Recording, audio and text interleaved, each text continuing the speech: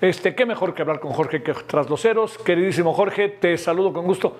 En algo tuviste razón, que dijiste, no creo que llegue al sábado, así No. que, bueno, y no llegó al sábado, llegó al jueves. Adelante, querido Jorge, ¿cómo ves de bote pronto las cosas? Maravillosas, maravillosas. A ver, hay aquí, así a bote pronto. Ajá. Primero, el nombre, León XIV.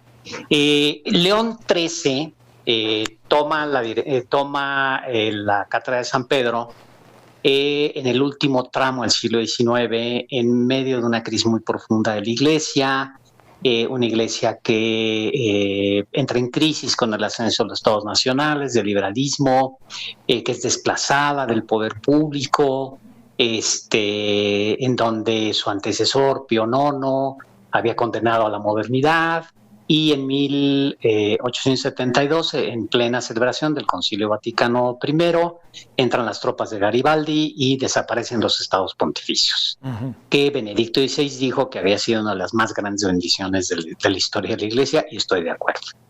Desaparece y entra en crisis, ¿sí? Y León XIII toma el papado, es un papado largo el de León XIII, y él tiene dos signos muy importantes. El primero, él es el padre de la doctrina social de la Iglesia. Esa doctrina que no cabe en la geometría política, que se hace cargo de todo el espectro de la problemática social y que tiene su centro en la dignidad humana, en la dignidad irrenunciable de la persona humana. Esa es la doctrina social de la Iglesia. Y hace una segunda cosa muy importante.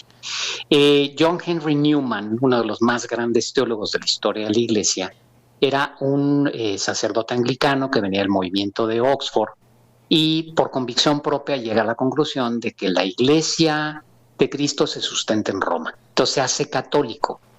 Al principio lo ven con mucha desconfianza, llega León XIII y lo hace cardenal, lo crea cardenal, confirmando que la teología que él proponía era una teología verdaderamente importante, porque Newman tiene dos principios. Primero, el centro del evangelio es la persona humana. Hay que regresar a la persona y a las fuentes que alimentan esta teología, que siempre será la Biblia y el evangelio, ¿sí? Eso es lo primero. Y lo segundo que introduce Newman es que la doctrina se mueve con la historia. La doctrina, Cristo siempre es el mismo, ayer, hoy y siempre, ¿sí? Pero la doctrina dialoga con la historia permanentemente. Y esto le da una enorme libertad a la Iglesia de adaptación a los nuevos tiempos. Ese es León XIII. En el momento en que yo oí que era León XIV, bueno, aquí en la casa brincábamos de alegría, lloramos, nos abrazamos, y el mensaje fue muy contundente. Segunda cuestión, el mensaje de entrada es contundente: la paz sea con ustedes. Este es el saludo de Cristo resucitado a sus apóstoles y significa que Dios nos ama profunda, tierna y descaradamente. Y la misión de la Iglesia es construir la paz.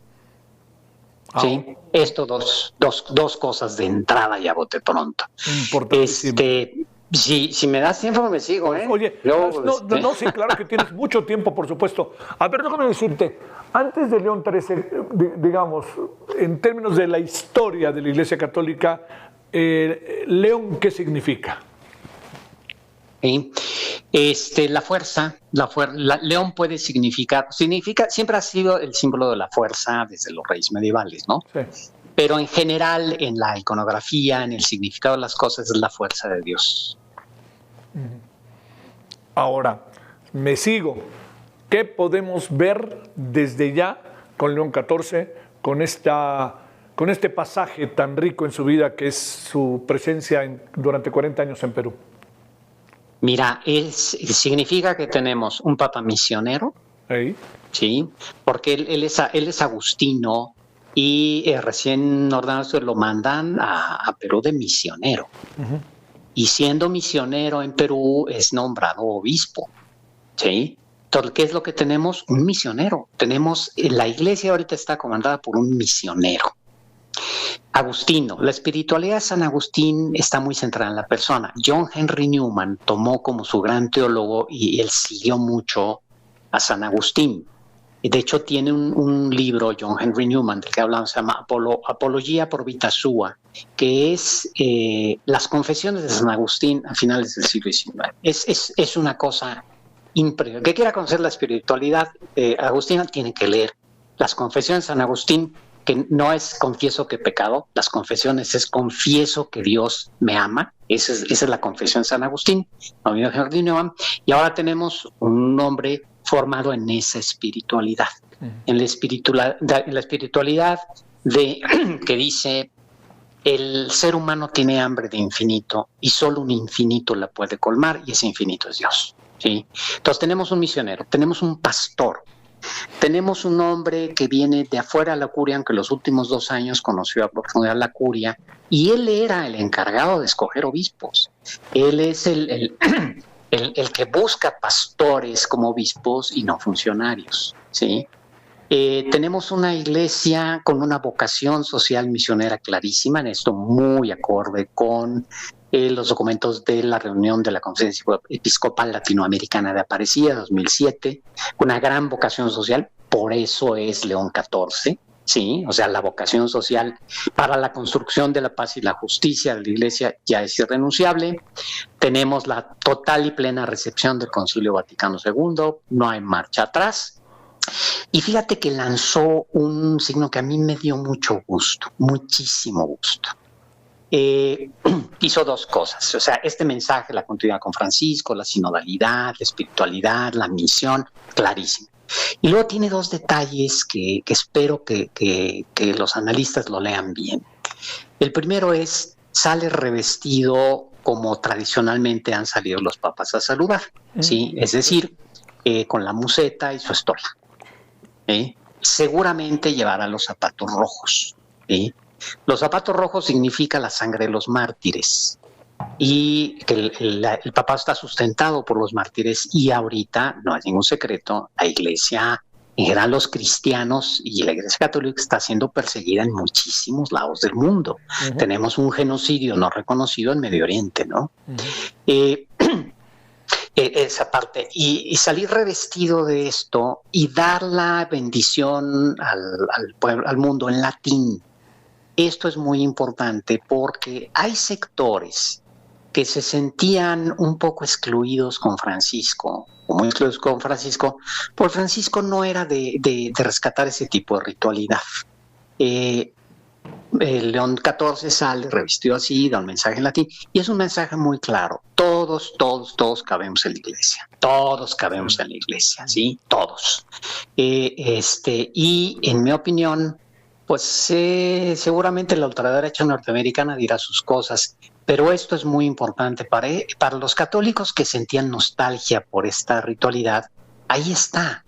Y el problema no lo tenían con la doctrina social de la iglesia, lo tenían por la nostalgia de esta ritualidad. Bien, es un mensaje de unidad muy poderoso que a nadie le molesta. Sí. Oye, Jorge, digamos, esta cercanía con el Papa Francisco, además parece que se conocían ya de algunos años. También supongo que tendrán, por más que uno sea agustino y el otro jesuita, tendrán muchos puntos de coincidencia en lo que corresponde a la humildad, la sencillez, la pobreza, el voto de pobreza, etcétera, ¿no? Exactamente, finalmente son los votos de un religioso, ¿no? Sí, claro. Pobreza, castidad y obediencia. Pero ahí hay un punto de unidad espiritual muy importante. En este momento, en mi opinión, los documentos de la Conferencia Episcopal Latinoamericana de 2007 adquieren una importancia muy grande, ¿sí? Porque ese documento inspiró el pontificado de Francisco, y ahí tiene una consigna muy clara, y estuvo ahí como obispo latinoamericano, por supuesto que estuvo el ahora Papa León XIV, y es de cada católico un discípulo y misionero de Cristo. ¿Sí? Tenemos una misión los católicos muy clara, ¿sí? Dejémonos de ideologías y dediquémonos a anunciar que, puesto que Cristo resucitó, Dios nos ama incondicionalmente y nos tenemos que convertir en constructores de la paz, proféticamente sabiendo denunciar las injusticias y no colaborando con ellas. Sí. Oye, a ver, la otra cosa, cuando vino el Papa Francisco, ahora sí que Jorge tuve la oportunidad de estar ahí, y si me permites como la expresión, le dio un zape a los sacerdotes ahí en catedral. Muy serio, Pues con mucha te viste muy profundidad. suave. Bueno, pues sí, les dio un santo guamazo. Iba a decir otra cosa, pero hablando... Fue una sacudida muy fuerte. Fue como, para mí fue como el apellido de un político muy desacreditado en México. Ándale, básicamente. Fue una sacudida, porque básicamente lo que les dijo es, no se quejen, pónganse a trabajar. Sí. A ver, te pregunto, ¿qué pasa con la Iglesia Católica Mexicana en esto? ¿Dónde se agarra? Porque además también la Iglesia Católica Mexicana está, no sé si unida o desunida, pero de repente se ve no tan cerca de los fieles. Mira, ahí hay dos iglesias mexicanas, la de la prensa y la de las parroquias. Sí. Es muy diversa. Hay zonas, depende mucho del párroco, del obispo, etcétera, ¿no? Depende mucho de esto. Ahora, lo que a mí me da mucha esperanza es lo siguiente: la recepción total del Concilio Vaticano y un papa que entiende profundamente América Latina, la idiosincrasia latinoamericana, termina rezando el Ave María, y eso a mí me conmovió muchísimo, que entiende esta espiritualidad, va a tener, y con esta sencillez que mostró y esta sensibilidad de mandar un mensaje a todos los sectores de la Iglesia, yo creo que va a trabajar muchísimo en la unidad y en el desarrollo mismo, ¿sí? De la Iglesia. Yo creo que a la Iglesia mexicana le va a caer muy, muy, muy bien. Y por supuesto, estos esfuerzos que sí existen y son muy importantes, de una pastoral educativa, de una pastoral social, de un anuncio de un Cristo crucificado, muerto, sepultado y resucitado, pues se vuelve profundamente importante.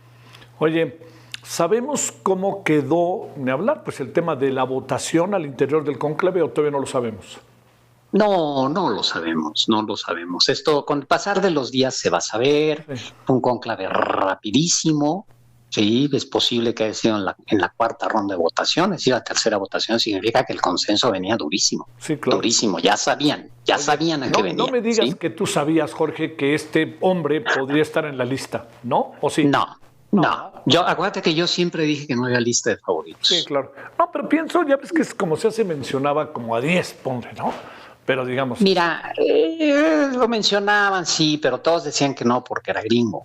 Sí. De hecho, yo escuché una entrevista a Robert Barron, un gran obispo norteamericano, le hicieron la pregunta explícita, sí, pero vos, y él dijo, no.